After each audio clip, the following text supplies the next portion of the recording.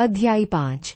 एक छोटी सी दरार और बदलती भावनाएं। एग्जीबिशन सफल रही। माही की पेंटिंग को लोगों ने बहुत सराहा। कई पेंटिंग बिक गईं और माही को लगा कि उसके जीवन में एक नई सुबह हो रही है। वंदना जी और युग बहुत खुश थे। अमरेंद्र जी ने भी माही की पीठ थपथपाई। कार्तिक हालांकि अभी भी अपनी भावनाओं को छिपा रहा था, वह एग्जीबिशन में आया, पर उसने माही से एक शब्द भी नहीं कहा। उसने बस दूर से सब देखा और फिर चला गया। माही को लगा कि शायद वह कभी उसे स्वीकार नहीं करेगा, लेकिन एग्जीबिशन के बाद माही में एक नया आत्मविश्वास आ गया था। उसने फैसला किया कि वह अब कार्तिक के पीछे नहीं भागेगी, बल्कि अपनी जिंदगी अपने तरीके से जिएगी। उसने अपनी पेंटिंग पर और ध्यान देना शुरू किया और अपनी कला के माध्यम से अपनी भावनाओं को व्यक्त करने लगी। वंदना जी ने माही के लिए एक और पार्टी रखी, जहां उन्होंने उसके काम का जश्न मनाया। इस पार्टी में कार्तिक भी मौजूद था, पर हमेशा की तरह वह अपने दोस्तों के साथ व्यस्त था। रात को जब पार्टी खत्म हुई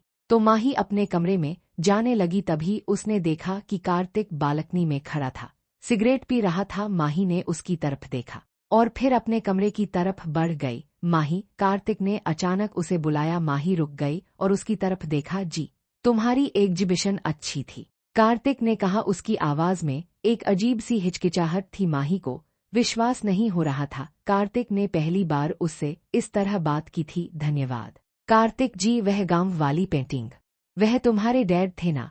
उसने पूछा। माही की आंखों में आंसू आ गए। हाँ, कार्तिक ने एक लंबी सांस ली। मुझे माफ कर दो माही, मुझे पता है कि मैंने तुम्हारे साथ बहुत बुरा व्यवहार किया। उसके शब्दों में एक सच्ची पछतावा था। माही को विश्वास नहीं हो रहा था कि कार्तिक ऐसा कह रहा है। यह सब मेरी किस्मत थी कार्तिक जी। नहीं, कार्तिक ने कहा, यह सब मेरी जिद थी। मैं इस शादी को स्वीकार नहीं कर पा रहा था, पर तुम्हें देखकर, तुम्हारे दर्द को देखकर मुझे अपनी गलती का एहसास हुआ। वह माही के करीब आया और उसके कंधे पर हाथ रखा। मुझे एक मौका दोगी माही? हम फिर से शुरू कर सकते हैं। माही की आंखों में खुशी के आंसू थे। उसने कार्तिक की तरफ देखा और उसे लगा कि शायद उसके जीवन में एक नई उम्मीद जग रही है। क्या आप सच कह रहे हैं कार्तिक जी? हाँ माही, मैं सच कह रहा हूँ, कार्तिक ने मुस्कुराते हुए कहा। उसकी मुस्कान इस बार सच्ची थी, जो उसके दिल से आ रही थी। अध्याय 6। नई शुरुआत और एक बढ़ता रिश्ता। कार्तिक के माफी मांगने के बाद माही के जीवन में एक नई रोशनी आई। उसे विश्वास नहीं हो रहा था कि कार्तिक, जो इतना कठोर और बेरुखा था, वह बदल सकता है। उस रात उसने अपने कमरे में बैठकर अपने पिता को याद किया और उन्हें धन्यवाद दिया। उसे लगा कि उसके पिता उसे आशीर्वाद दे रहे हैं। अगले दिन जब माही नाश्ते पर आई तो उसने देखा कि कार्तिक उसके लिए इंतजार कर रहा था। ये पहली बार था कि वह उसके लिए रुका था। गुड मॉर्निंग माही, उसने मुस्कुराते हुए कहा। गुड मॉर्निंग कार्तिक जी, माही ने शर्माते हुए कहा। वंदना जी और अमरेंद्र जी यह देखकर बहुत खुश हुए। युग भी मुस्कुरा रहा था। उन्हें लगा कि उनके घर में सब कुछ ठीक हो रहा है। कार्तिक ने माही से बातें करना शुरू किया। वह उसके काम के बारे में पूछता, उसके दिन के बारे में पूछता। माही को भी कार्तिक के साथ बात करने में अच्छा लगने लगा। उसे लगा कि वह सच में बदल रहा है। उन्होंने धीरे धीरे एक दूसरे को जानना शुरू किया। कार्तिक ने माही को अपने ऑफिस ले जाना शुरू किया, उसे अपने बिजनेस के बारे में बताया। माही ने कार्तिक को अपनी पेंटिंग के बारे में बताया, उसे अपनी कला के पीछे की प्रेरणा समझाई। एक शाम कार्तिक और माही बालकनी में बैठे थे, तारे देख रहे थे। माही, मुझे पता है कि मैंने तुम्हारे साथ बहुत बुरा किया, मैंने तुम्हें बहुत दर्द दिया। आपकी गलती नहीं थी कार्तिक जी, माही ने कहा। हालात ऐसे थे। नहीं माही, मेरी गलती थी। मैं अपनी जिद में इतना अंधा हो गया था कि मैं तुम्हारे दर्द को देख ही नहीं पाया, पर अब मैं तुम्हें कभी दुख नहीं दूंगा। कार्तिक ने उसका हाथ पकड़ा। माही ने उसकी तरफ देखा और उसकी आंखों में प्यार था। मुझे आप पर विश्वास है कार्तिक जी। कार्तिक ने माही को अपने गले लगा लिया।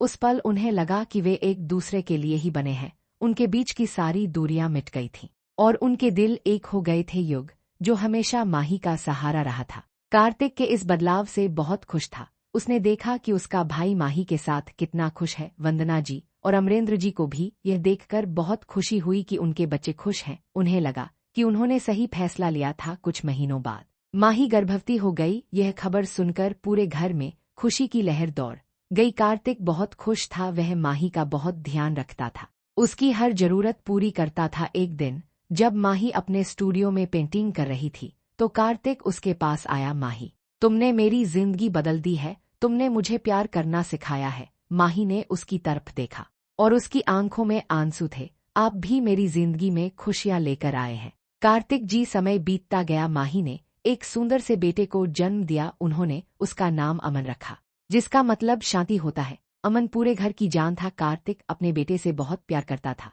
अमरेंद्र जी और वंदना जी अपने पोते को देखकर बहुत खुश थे। युग भी अमन के साथ खेलता रहता था। माही और कार्तिक का रिश्ता और भी मजबूत हो गया था। वे अब एक दूसरे के बिना नहीं रह सकते थे। उन्होंने एक दूसरे को प्यार करना सिखाया था और एक दूसरे को सहारा देना सिखाया था। अध्याय 7, अतीत की छाया और एक नया संघर्ष। माही और कार्तिक की जिंदगी में खुशियां लौट आई थीं। अमन, उनका छोटा बेटा, उनके घर की रौनक बन गया था। कार्तिक अब एक पूरी तरह से बदला हुआ इंसान था। वह माही से बेइंतहा प्यार करता था और उसे अपनी जिंदगी का सबसे खूबसूरत तोहफा मानता था। माही भी अपने इस बदले हुए कार्तिक पर जान छिड़कती थी। उन्हें लगता था कि उन्होंने अपने जीवन की सबसे बड़ी मुश्किल को पार कर लिया है और अब सिर्फ खुशियां ही खुशियां हैं। लेकिन कहते हैं, जिंदगी कभी सीधी नहीं चलती। अतीत की परछाई कभी न कभी लौट कर आती है। एक दिन कार्तिक अपने ऑफिस में बैठा था जब उसके पुराने दोस्त राहुल ने उसे फोन किया। कार्तिक, क्या हाल है? बहुत दिनों बाद बात हो रही है। कार्तिक ने खुशी से जवाब दिया। राहुल, मैं ठीक हूँ, तुम बताओ कहाँ गायब हो आजकल? बस काम में बिजी हूँ। राहुल ने कहा, अच्छा सुनो, मैंने सुना है कि तुमने शादी कर ली है और वो भी इतनी जल्दी, बिना बताए। कार्तिक थोड़ा असहज हो गया। हाँ, कुछ ऐसा ही था, अचानक हो गया सब। अचानक? राहुल ने मजाक उड़ाते हुए कहा, मैंने तो सुना है कि तुम्हारी शादी किसी मजबूर लड़की से हुई है, जिसका मंगेतर ऐन मौके पर भाग गया था और तुम बस अमरेंद्र अंकल की इज्जत बचाने के लिए। राहुल के शब्द कार्तिक के कानों में चुभ गए। उसे लगा जैसे किसी ने उसके जख्मों को फिर से कुरेद दिया हो। उसने गुस्से में कहा, राहुल, तुम क्या बकवास कर रहे हो? अरे बकवास नहीं, यह तो पूरा मूवी जानता है। और तुम्हारी उस गर्लफ्रेंड रिया का क्या हुआ? वह तो तुमसे शादी करने वाली थी ना? राहुल ने और भी जहर उगला। कार्तिक ने तुरंत फोन काट दिया। उसका दिमाग घूम गया था। रिया, वह नाम जो उसने अपनी जिंदगी से मिटा दिया था, आज फिर उसके सामने आ गया था। रिया उसकी कॉलेज की गर्लफ्रेंड थी जिससे वह शादी करना चाहता था, पर रिया ने उसे उसके पैसे और नाम के लिए इस्तेमाल किया था और जब उसे एक अमीर लड़का मिल गया तो उसने कार्तिक को छोड़ दिया था। कार्तिक का दिल बुरी तरह टूट गया था और उसी दर्द और धोखे ने उसे इतना कठोर बना दिया था। कार्तिक को लगा कि उसका अतीत फिर से उसका पीछा कर रहा है। उसे डर था कि अगर माही को रिया के बारे में पता चला या उसके दोस्तों ने माही के सामने यह सब उछाला तो क्या होगा। उसे माही के लिए डर लग रहा था। वह उसे किसी भी कीमत पर चोट नहीं पहुंचाना चाहता था। उसी शाम कार्तिक जब घर लौटा तो वह शांत और गुमसुम था। माही ने उसे देखा और तुरंत महसूस किया कि कुछ गड़बड़ है। क्या हुआ कार्तिक जी, आप परेशान लग रहे हैं? कार्तिक ने झूठ बोला, कुछ नहीं, बस ऑफिस में थोड़ा काम था। पर माही उसकी आंखों में पड़ सकती थी। वह जानती थी कि कार्तिक उससे कुछ छिपा रहा है, पर उसने कुछ नहीं कहा। उसे लगा कि जब कार्तिक तैयार होगा तो वह खुद उसे बताएगा। अगले कुछ दिनों में कार्तिक का मूड खराब रहने लगा। वह अक्सर गुमसुम रहता था और उसका ध्यान अमन में भी नहीं लगता था। माही ने उसे कई बार बात करने की कोशिश की पर वह टाल देता था। एक दिन वंदना जी ने माही से कहा, बेटा, कार्तिक को क्या हुआ है? वह आजकल बहुत परेशान रहता है। माही ने अपनी माँ जी को बताया कि वह भी परेशान है, पर कार्तिक उसे कुछ नहीं बताता। तभी अमरेंद्र जी के पास एक फोन आया। वह फोन पर बात करते हुए बहुत गुस्से में थे। जब उन्होंने फोन रखा तो उन्होंने गुस्से में कहा, यह राहुल और उसके दोस्त, इन्हें अपनी जुबान पर लगाम लगाना चाहिए। माही और वंदना जी ने एक दूसरे की तरफ देखा। क्या हुआ पापा जी? माही ने पूछा। अमरेंद्र जी ने बताया कि राहुल और उसके दोस्त मूवी की पार्टियों में कार्तिक और माही की शादी के बारे में अफवाहें फैला रहे हैं, जिससे उनकी इज्जत पर दाग लग रहा है। माही को यह सुनकर बहुत बुरा लगा। उसे लगा कि उसके कारण कार्तिक को यह सब सहना पड़ रहा है। उसने कार्तिक की तरफ देखा जो चुपचाप सब सुन रहा था। उसकी आंखों में गुस्सा और बेबसी थी। अध्याय